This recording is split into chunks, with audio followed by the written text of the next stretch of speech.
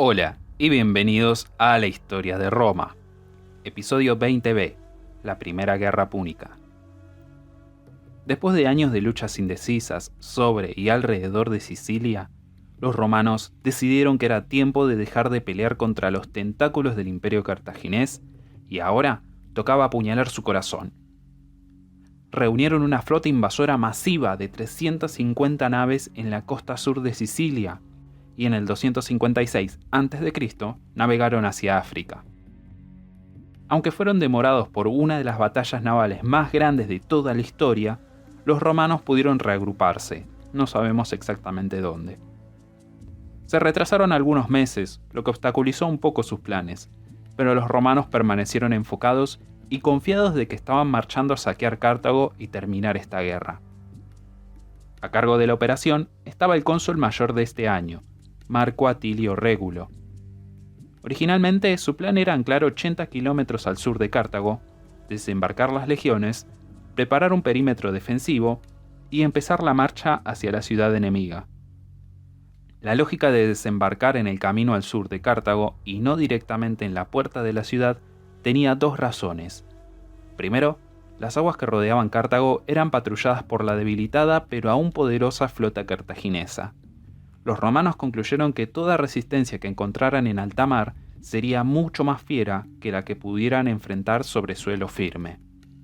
En segundo lugar, los romanos no tenían ilusiones de tomar fácilmente una gran ciudad como Cartago, así que, como habían hecho con Siracusa, sabían que necesitaban aislar a Cartago y cortar sus líneas de aprovisionamiento. Mientras las legiones llegaban a Cartago, tenían que convencer a los locales de que los cartaginenses estaban perdidos y era hora de unirse al bando romano. Una vez que la infantería llegara a Cartago, el grueso de la flota debería bloquear la ciudad lejos del área de la flota cartaginesa, pero interfiriendo las rutas de provisiones marítimas de la ciudad. Era un buen plan, pero la batalla de Gnomo lo había retrasado todo. Cuando los romanos llegaron a África, el invierno ya se estaba acercando. No había forma de proveer a toda la fuerza, que incluía algo de 75.000 remeros, así que el cuidadoso plan ya estaba deshecho y se comenzó a improvisar. La mayoría de la flota volvió a Sicilia, dejando a Régulo en África con 15.000 soldados de infantería y 5.000 de caballería. Sus instrucciones eran mantener la posición romana durante el invierno y hacer lo mejor posible para que los aliados de Cartago se volvieran contra ella. Pero Régulo tenía en mente la gloria de terminar la guerra por su cuenta y decidió marchar contra Cartago de todas formas, con o sin apoyo naval. Todavía entendía que era mejor aislar a los cartagineses y atacó a los aliados africanos de Cartago en el camino. Fue en una de estas paradas, a 64 kilómetros de Cartago, en la ciudad de Adis, que los romanos enfrentaron por primera vez una resistencia real de los cartagineses. Pero temerosos de enfrentar a los romanos en terreno llano, los cartagineses huyeron a las colinas, donde creían que la fuerza de las legiones disminuiría. Esta fue una estrategia desastrosa por dos motivos. Primero, los romanos habían pasado 60 años en una mortal guerra contra los samnitas, y habían aprendido todos los trucos de luchar en terreno montañoso. Y en segundo lugar, la única superioridad de las fuerzas terrestres cartaginesas era su caballería, que, en las colinas, no tenía chances de pelear. Así que una vez que los generales cartagineses se prepararon para fracasar, todo lo que hacía falta era salir al campo de batalla y lograr exactamente eso. Los romanos marcharon a las colinas y despacharon a los cartagineses fácilmente, expulsándolos del área. La ciudad de Adis luego se rindió sin resistencia. El senado cartaginés estaba más que perturbado. Su ejército había sido rechazado con facilidad y los romanos se acercaban. Para agregar a su desesperación, comenzaron a llegar reportes de que el frágil control cartaginés de los libios y los númidas se estaba rompiendo y estaban enfrentando rebeliones. La deserción de los númidas era en especial preocupante. En todo el Mediterráneo, los númidas eran por mucho los mejores jinetes. Sin la caballería númida a su lado, los cartagineses perderían la única ventaja que tenían. Aislado de sus aliados y sin un ejército que se opusiera a las legiones, la única opción que le quedaba a Cartago parecía ser negociar.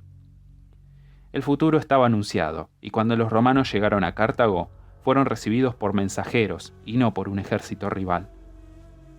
Régulo aceptó reunirse con ellos y parecía que recibiría enormes concesiones de parte de los cartaginenses, terminando esta larga guerra. Pero el destino, o más bien el ego, se opuso a esto. Codicioso en sus demandas, los términos de rendición de Régulo eran tan escandalosos que los cartagineses se vieron obligados a rechazarlo.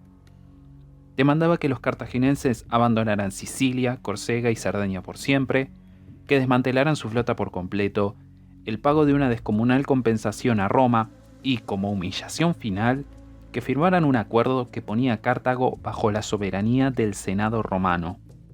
Los enviados cartagineses estaban choqueados. Régulo actuaba como si ya hubiera derrotado a Cartago en batalla y ahora quería imponer sus términos, en vez de estar negociando con una debilitada pero aún poderosa ciudad sin conquistar. Los cartaginenses estarían mejor rechazando todo esto y esperando un milagro que los salvara, en vez de entregar todo sin que los romanos hubieran hecho el trabajo duro. Así que los enviados volvieron a Cartago y anunciaron que habían fallado en rendirse, que si uno lo piensa detenidamente es algo difícil de hacer. Pero todavía no estaba todo perdido para los cartaginenses. Habían enviado informantes por todo el Mediterráneo buscando ayuda y encontraron un buen resquicio en Grecia, específicamente en la legendaria ciudad marcial de Esparta. Al mismo tiempo que negociaban con Régulo, llegó la información de que un general espartano con una pequeña pero letal fuerza de mercenarios griegos estaba en camino. El Senado cartaginés esperaba que este ejército del este fuera el milagro por el que rezaban. Así que mientras Régulo preparaba sus cuarteles de invierno y soñaba con el triunfo que le otorgarían, el ejército griego llegó y, sin que se diera cuenta, esa gloria soñada se alejaba. El general griego Xantipo se puso a trabajar de inmediato, entrevistando a los soldados cartagineses presentes en la batalla de Adis. Se sorprendió al escuchar cómo los generales cartaginenses habían arruinado todo, y rápidamente concluyó que no había nada malo con el ejército cartaginés en sí, solo con sus líderes. Se convenció aún más de esto cuando el Senado cartaginés le encomendó reentrenar al ejército local. Mientras los observaba, entendió que no había nada malo con la infantería. La caballería era magnífica y los elefantes de guerra eran prácticamente indestructibles. Reportó al Senado que no tenía nada que temer de los romanos, y ni bien llegó la primavera, aconsejó desafiar a las legiones abiertamente en la llanura. El Senado estaba escéptico, pero Xantipo los convenció del ataque. Cuando llegó la primavera y no se negoció ningún tratado, Régulo empezó a inquietarse. Cuando la flota romana volviera al norte de África, seguro traerían con ellos a los nuevos cónsules de ese año. Régulo había ganado la batalla de Cnomo, había desembarcado en África y marchado hasta las puertas de Cartago. Ahora, con la victoria al alcance de sus manos, estaba a punto de entregar el mando en el último tramo de la carrera y dejaría que un novato llegara hasta la meta y se robara toda la gloria. El reloj estaba contando, no para las chances de Roma en África, sino para la chance de Régulo de ser el victorioso centro de atención. Cuando el renovado ejército cartaginés marchó a la llanura fuera de Cartago, con Xantipo a la cabeza, Régulo tendría que haberlo retrasado todo, ganar tiempo hasta que llegaran los refuerzos de Roma y así garantizar la victoria. Pero cegado por la vanidad, tomó su oportunidad para pelear. El saber común era que los cartagineses no se podían medir con las legiones a campo abierto, y cuando Régulo los vio venir, su cabeza se llenó de imágenes de una cena victoriosa dentro de Cartago esa misma noche. De hecho, eso fue lo que pasó, solo que no como se lo imaginaba. La batalla, por decir lo mínimo, fue un liso y llano desastre para Roma. Xantipo vio claramente la ventaja que su superior caballería le daba, y el despliegue de la infantería de Régulo prácticamente garantizaba el triunfo cartaginés antes de comenzar la batalla. Xantipo colocó a los elefantes de guerra en la cabeza del ejército y la caballería en los flancos. Régulo respondió engrosando sus filas para que los elefantes no las pudieran atravesar del todo, pero para hacer esto tenía que sacrificar la longitud del frente. Esencialmente dio vuelta el rectángulo que era su ejército, para que el lado más corto, en vez del lado largo, encarara a los cartagineses. Cuando Xantipo observó el nuevo despliegue que ordenó Régulo, sabía que la victoria estaba cerca. Con el frente reducido, los romanos podían ser fácilmente flanqueados por la caballería cartaginesa.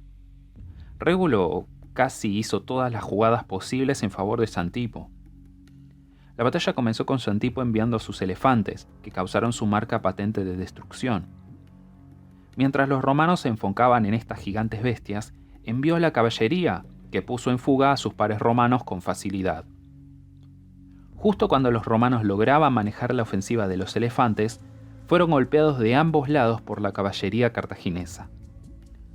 Los romanos, ahora acosados de todos lados, lucharon por su vida y salieron al frente buscando una salida de la pinza de la caballería. Pero esperándolos estaba la fresca y aún sin usar infantería cartaginesa. Los exhaustos romanos no tuvieron chance. De los 15.000 que entraron en la batalla, solo 2.000 escaparon vivos, y de esos unos 500 fueron tomados prisioneros, incluyendo al mismísimo Régulo, que como dije, terminó cenando en Cartago esa misma noche, solo que con sus manos atadas con cadenas. Cuando la flota romana finalmente llegó, no era para presidir sobre una victoria final de Roma, sino para buscar a los sobrevivientes de un ejército devastado. La aventura romana en África había terminado, y pasarían unos 50 años hasta que volvieran a intentar algo tan audaz. Esa próxima vez, un joven Escipión Africanus lideraría la invasión y aseguraría un resultado mucho mejor. Para añadir insulto a la herida, cuando las naves romanas volvían del norte de África, se levantó una tormenta que hundió toda la flota. Fue uno de los peores desastres marítimos de la historia. Unos 100.000 hombres se ahogaron así como si nada. Después de que las noticias del desastre llegaran a Roma, el Senado evaluó la situación y entendieron que después de 10 años de pelea, volvían a estar en cero. Xantipo, claramente lo mejor que le había pasado a Cartago, fue premiado por su victoria con la aclamación del público y con amenazas en privado. La nobleza cartaginesa se sentía amenazada por el brillante táctico griego, y no pasó mucho tiempo para que Xantipo, temeroso de ser asesinado por los envidiosos nobles si permanecía en Cartago, terminó dejando la ciudad por siempre. La pérdida de un comandante tan brillante no ayudó al esfuerzo de guerra cartaginés. Fue uno de los grandes disparates en esta guerra que la nobleza dejara que su propia paranoia tuviera prioridad sobre ganar la misma guerra. Xantipo pudo haber hecho grandes cosas por ellos, pero nunca tuvo la oportunidad. La guerra ahora volvía a Sicilia. Los romanos, con lo que parecía una interminable reserva de hombres y dinero, enlistaron a docenas de miles de nuevos soldados y los enviaron para seguir la lucha. Así como había pasado antes, siguieron años de luchas inconcluyentes, que llevó a los romanos a la conclusión de que hacía falta algo drástico para terminar este interminable conflicto. Se tomó la decisión de asaltar la flota cartaginesa de Lilibea, en la costa noroeste de la isla. Una victoria allí llevaría al fin de la presencia cartaginesa en Sicilia, y los romanos se prepararon para el ataque con toda la fuerza y energía que podían reunir. Construyeron una flota de 80 naves para bloquear el puerto de Lilibea, y ordenaron al grueso de sus fuerzas terrestres contra la ciudad, con instrucciones de hacerla caer de rodillas. Pero a pesar de esta masiva inversión de tiempo, dinero, equipamiento y provisiones, los cartagineses no pudieron ser movidos. No tuvieron problemas en desbaratar el bloqueo que los inexpertos romanos no supieron mantener. En el 249 a.C., después de un año de ir a ningún lado, nuevos cónsules llegaron a Lilibeo, y uno de ellos, Publio Claudio Pulcro, trajo consigo un audaz plan. Juntó a todos los tribunos militares y les explicó su idea.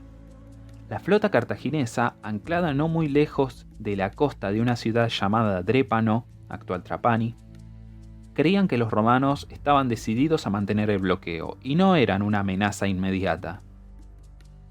Si los romanos llevaban sus ahora 120 y algo naves para la costa durante la noche, podían llegar a sorprender a los cartagineses y destruir su flota antes de que supieran qué pasaba. Sin su habilidad de romper el bloqueo, solo sería una cuestión de tiempo para que Lilibeo cayera. Con la elocuente certeza de un auténtico Claudio, Pulcro convenció a la tropa y comenzaron las preparaciones para el asalto. Pero Pulcro cometió un error al principio de la misión que selló su destino y aseguró su lugar en la historia romana, no como un gran héroe, sino como uno de sus grandes tontos. Yendo hacia Drépano, ordenó que se tomaran los arúspices y se consultaran con las gallinas sagradas. En la larga letanía de supersticiones romanas, consultar con las gallinas sagradas puede ser una de las más curiosas. Siempre se llevaba una bandada de gallinas con el ejército, y justo antes de la batalla, un augur debía esparcir grano frente a ellas. Si las gallinas comían, significaba que la victoria estaba asegurada, pero si no era así, el prudente comandante esperaba un día más para atacar. Pero Pulcro no tenía tiempo para esta ridícula ceremonia, y cuando las gallinas sagradas no comieron, ordenó que fueran tiradas por la borda, famosamente diciendo: si no están hambrientas, quizás tienen sed. Navegó a la batalla, pero es un misterio cómo esperaba ganar sin la aprobación de las importantes gallinas sagradas. La debacle que siguió dejó a los cartagineses más fuertes que nunca. La flota de Pulcro llegó tarde y fue avistada por los centinelas cartaginenses antes de que estuvieran a una distancia para luchar. Inmediatamente respondieron maniobrando alrededor de ellos y atrapando a la flota romana contra la costa, donde fueron aplastados por las rocas. De las 120 naves romanas que zarparon, solo 30 volvieron. El sueño de tomar Lilibeo ahora era simplemente una fantasía. El otro cónsul que quedaba intentó aprovisionar a las tropas que quedaban en Lilibeo, navegando alrededor del sur de la isla, pero perdió todas sus naves por culpa de otra tormenta. Él mismo logró sobrevivir y llegar a Lilibeo, donde declaró el fin del asedio y se retiró. Cuando la primera guerra púnica finalmente terminó 8 años después, Lilibeo seguía siendo inconquistable. Pero los romanos aún no habían terminado. Retiraron sus tropas hasta el monte Erice, en el centro oeste de la isla. Al tomar este estratégico terreno elevado, podían embotellar a las fuerzas cartaginesas entre sus dos principales fortalezas, Lilibeo y Drépano. Todo volvía como un círculo al inicio. Los romanos controlaban la tierra y los cartagineses las aguas. Ninguno era lo suficientemente fuerte para derrotar al otro en su respectiva esfera de superioridad, y comenzó un nuevo empate. Para este entonces, ambos bandos estaban quebrados, con poca fuerza humana y enfrentando problemas en otros lados. Los galos estaban inquietos en las fronteras norte de Roma, y el norte de África estaba en rebelión contra el dominio cartaginés. Los enemigos de Roma y Cartago finalmente notaban que los dos lados de la guerra estaban peleando hasta quedar exhaustos en Sicilia, y comenzaron a explotar la situación. Así que en los siguientes 7 años, Sicilia se convirtió en un baldío terreno de guerra. Los cartaginenses, bajo el mando de un nuevo comandante, Amílcar Barca, estaban reducidos a luchar una guerra de guerrillas, esperando que los romanos dejaran la isla por cansancio. El centro de acción era el monte Erice, donde estaba estacionada la mayor fuerza romana y donde Amílcar enviaba la mayor cantidad de ataques. En el 244 a.C., Amílcar finalmente pudo expulsar a los romanos y ocupar el mismo terreno elevado. Por los siguientes 3 años, usó el monte como base mientras seguía su estrategia simétrica contra los romanos, falto de personal y falto de recursos por culpa del Senado cartaginés, que después de un cambio de política partidaria había perdido todo interés en la guerra contra Roma. Al ver la falta de interés cartaginés, los romanos hicieron su último final esfuerzo para ganar la guerra. Después de fallar en África y en Lilibeo, los romanos, eternos optimistas, decidieron que había llegado la hora de la victoria. Construyeron una nueva flota, armando una flota desde cero por 4ª vez en toda la guerra. La flota cartaginesa había sido trasladada de Sicilia luego de la desaparición de los romanos en el mar unos años antes, y no había nada que se opusiera a que los romanos volvieran a bloquear Lilibeo y Drépano, los últimos 2 asentamientos cartagineses en la isla. Esta vez, los bloqueos funcionaron y las guarniciones morían de hambre. Los cartagineses de repente volvieron a interesarse en Sicilia y lanzaron a su armada entera para expulsar a Roma. Pero esta vez, los marinos rápidamente reunidos por Cartago eran menos experimentados que los romanos, que ya habían pasado un buen tiempo en las aguas. Alrededor de la costa noroeste de Sicilia se libró la última batalla de la guerra, con los romanos decisivamente poniendo en fuga a la flota cartaginesa. Con sus fuerzas a punto de caer y sin forma de aprovisionarlas, Amílcar abrió renuentemente conversaciones con los romanos. El tratado final, resuelto por Amílcar y su contraparte romana, decía: habrá paz entre los cartagineses y los romanos, atado a la aprobación del pueblo romano, sobre las siguientes condiciones. Los cartagineses abandonarán toda Sicilia. No habrá guerra contra Hierón, ni nada que perturbe a los siracusanos o a sus aliados. Todos los prisioneros romanos serán entregados sin pagar rescate, y un tributo de 200 talentos de plata se pagará a lo largo de 20 años. Al retornar a Cartago, Amílcar comenzó inmediatamente a buscar una oportunidad para compensar la pérdida de Sicilia, y puso sus miras en Hispania. No olvidó la humillación al abandonar el monte Erice. Mientras navegaba al norte, con su hijo mayor Aníbal a su lado, hizo que el niño de 9 años realizara un juramento de odio eterno a los romanos, que el chico cumpliría. Fue un juramento que Aníbal nunca olvidaría, y dedicaría su vida entera a la destrucción de los romanos, mortales enemigos de su familia. La primera guerra púnica había finalizado, y Roma se declaró como victoriosa. Pero el acuerdo de paz no resolvía el problema más grande que enfrentaba estos dos imperios del Mediterráneo occidental. Sí, Roma ganó el control de Sicilia, y los cartagineses tuvieron que retirarse. Pero los norafricanos seguían decididos en su expansión territorial. La primera guerra púnica respondió a la pregunta de quién controlaba la isla de Sicilia, pero no solucionaba la pregunta de quién controlaba el Mediterráneo. En este juego mucho más grande, los cartagineses todavía sentían que podían ganar. La primera guerra púnica estuvo marcada por el pobre juicio de ambos bandos, e irónicamente fueron los romanos los que cometieron más errores que los derrotados cartagineses. Régulo desperdició su chance de terminar la guerra, y por culpa de su ego, el conflicto duró 10 años más de lo que debería haber durado. Los inveterados marinos romanos lograron perder 2 flotas enteras ante las tormentas. Tormentas de las que, por cierto, les habían avisado de antemano.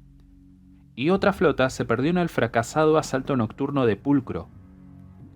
Si hubiera sido cualquier otro, cada uno de estos desastres individualmente habrían sido suficientes para cancelar la guerra. Pero los romanos podían absorber las pérdidas, y fueron sus profundos bolsillos, más que sus habilidades, las que aseguraron la victoria. Los cartagineses, por su lado, se encontraron sucumbiendo tanto a la reputación de los romanos como a otros factores. A pesar de que Santipo demostró claramente que los romanos podían ser derrotados sobre suelo firme, los cartagineses rehuyeron a invertir en sus fuerzas de a pie. Después de que la última de su flota se destruyera contra las rocas en el 248 a.C., los romanos esencialmente entregaron las aguas a Cartago. Pero con un teatro de la guerra ahora ganado, los cartagineses no supieron capitalizar su victoria y desviaron recursos a otros lugares, dejando a Amílcar luchando en una guerrilla casi sin dinero o recursos, en vez de darle lo necesario para un ataque serio por tierra. El ganador de la guerra siempre sería aquel que tuviera éxito en el campo del enemigo. Así que la victoria fue para los romanos, que formaron una y otra vez flotas marítimas. Si los cartagineses hubieran invertido y hecho lo mismo con su infantería, quizás podrían haber logrado empujar a los cansados romanos fuera de la isla. Habría sido un interesante giro histórico si eso sucedía. La guerra marcó la primera vez que Roma luchaba fuera de Italia, y de haber perdido, el luchar en el exterior habría dejado tan mal sabor que quizás se contentaban solo con su imperio italiano. Pero como resultó todo, La primera aventura internacional de Roma los había dejado con una rica nueva provincia y encendió el apetito por más. Antes de irme, quiero contar algo que quizás debería haber dicho la semana pasada. El podcast La Historia de Roma ya ha pasado en sus distintas plataformas los 500 suscriptores. Y es increíble pensar que en tan poco tiempo esto ha logrado tener tanto alcance. Cuando inicié este podcast, yo tenía la idea de que quizás sería algo que lentamente iría ganando tracción. Pero creo que solo con algunos meses pasados y esta cantidad de gente del otro lado escuchándome, significa de que vamos por el buen camino. Y honestamente es una de las cosas que me motiva y que asegura que habrá historia de Roma para mucho tiempo más. La próxima semana cubriremos los años entre la Primera y Segunda Guerra Púnica. Roma se enfrentaría a un ejército galo formándose en el norte y haría su primera expedición al este, enviando un ejército al otro lado del mar Adriático. Mientras tanto, Cartago consolidaba sus posesiones en Hispania. Ambos lados sabían que la paz no duraría por siempre. Solo era cuestión de tiempo para que volvieran las hostilidades entre estos dos grandes poderes. En el 218 a.C., la paz finalmente se rompería, y Aníbal Barca honraría su juramento, descendería a Italia y destrozaría no solo los campos romanos, sino también la mente de los romanos.